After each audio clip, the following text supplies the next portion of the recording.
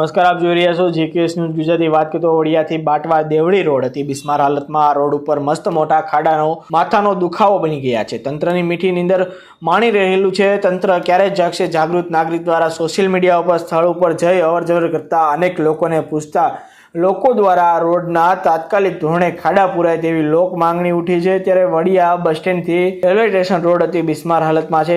વિવિધ જગ્યાએ રોડ ઉપર મસ્ત મોટા ખાડા પડી ગયેલા છે। વાહન ચાલકો ભારે પરેશાની ભોગવી રહેલા છે। ત્યારે રસ્તાઓને લીધે વાહન ચાલકો પણ હેરાન પરેશાન બન્યા છે। સાથે જ આ રસ્તા ઉપર civil hospital, police station, court, high school જવા માટેનો મુખ્ય રસ્તો હોય પણ આ રસ્તા પરથી એસટી બસ, એમ્બ્યુલન્સ તેમજ વિદ્યાર્થીઓના અનેક વાહન અવર જવર કરે છે। ત્યારે નેશનલ હાઈવેના સપનાઓ દેખાડનાર સરકારી તંત્ર, જવાબદાર અધિકારીઓ મીઠી નિંદ્રામાંથી ક્યારે બહાર આવશે તે જોવાનું રહ્યું। લોકમુખે ચર્ચા રહ્યું છે કે આ રોડ તો મંજૂર થઈ ગયો છે પણ કયા કારણોસર આ રોડ 2 વર્ષથી આવી ખરાબ સ્થિતિમાં છે તે હવે આ વિસ્તારની પ્રજાને જ સમજ નથી આવતું। જેકેએસ ન્યૂઝ સાથે રાજુ કારિયા, વડિયા। શું પરિસ્થિતિ છે રોડની? રોડની પરિસ્થિતિ બહુ ખરાબ છે સાહેબ। ક્યાંથી ક્યાં જાવ છો તમે? અમે અહીં થાણા ગાલોર। આમ કયું ગામ? આમ ગયા હતા અમરનગર। આ રોડેથી ચાલવાનું? હા, રોડ બહુ ખરાબ છે। કેટલા સમયથી છે કાકા? હવે ઘરેથી કોઈ ગામને નાલે। નામ, ગામ અને શું વડિયા સાથે પ્રોબ્લેમ?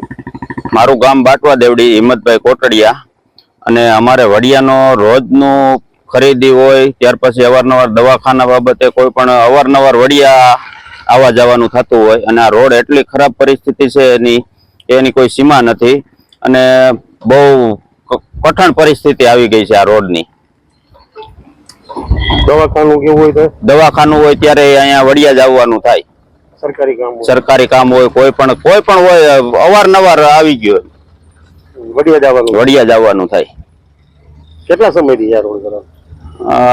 2 વર્ષ થઈ ગયા, વધારે ખરાબ છે અને વર્ષ દિવસથી તો હાવ બહુ વિકટ પરિસ્થિતિ છે। મારું નામ દોડિયા જુનેદ છે। હું વડિયા વિકાસ સમિતિ પ્રમુખ છું। વડિયાથી ગોંડલ, રાજકોટ જવા માટે વડિયા તાલુકાના ગામોને અહીંથી જવું પડે છે। રોડ 3 થી 4 વર્ષ એટલો અતિ બિસ્માર હાલતમાં છે કે અહીંથી અમરનગર સુધી જવું હોય તો અડધી કલાક માણસને થાય છે। અહીંથી જોડતા રોડ અમરનગર, બાટવા દેવળી, દેવળકી, દેવળા, લીલાખા, પછી ખોડલધામ વાળા જે શ્રદ્ધાળુને જવું છે તેને અહીંથી રસ્તે જવું પડે। એટલી ભયાનક ને દયનીય હાલતમાં છે। અવારનવાર વડિયાથી રજૂઆતો કરવા છતાં આજ દિન સુધી તંત્ર ઘોર નિંદ્રામાં, કોઈ અહીંયા જોવા આવતું નથી।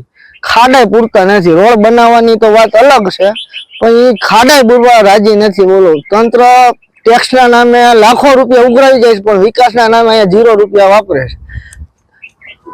અવારનવાર ગામડાના અથવા તો આજુબાજુ ગામડાના લોકોને વડિયા સરકારી કામ, સરકારી દવાખાના અથવા તો કોઈ પણ કામ હોય તો વડિયા આવવું પડે છે। એટલે ખૂબ જ ભયનીય અને હાલત આવા રસ્તા મને ચાલવું પડે છે। વડિયા આવવું હોય તો એ લોકોને 15 થી 20 મિનિટ લાગે। દર્દીઓને તો અહીંયા હાલવામાં ખૂબ તકલીફ પડે એવી છે। આપના માધ્યમથી સરકારને હું એટલું જ કહેવા માંગુ, જલ્દી જલ્દી બને અમારા રોડની વ્યવસ્થા સારી થાય એવું કરો। દિલીપભાઈ સિંગાળા, વડિયા। આ વડિયાથી બાટવા દેવળી સુધીનો 6 કિલોમીટરનો રસ્તો છેલ્લા 2 વર્ષથી અત્યંત ખરાબ રસ્તો થઈ ગયો છે। વાહન ચાલકોને, અજાણ્યા વાહન ચાલકો, 2 વ્હીલ વાળા વાહન ચાલકોને ક્યાં આખું એક પ્રશ્ન થાય છે અને અકસ્માતોનો સતત ભય રહે છે। હાલતા ચાલતા કેટલાય અકસ્માત થાય છે અને છોલાઈ જવું, હાથ પગ ભાંગવા એવું તો રોજ બનાવ બને છે, છતાંય તંત્ર ધ્યાન આપતું નથી।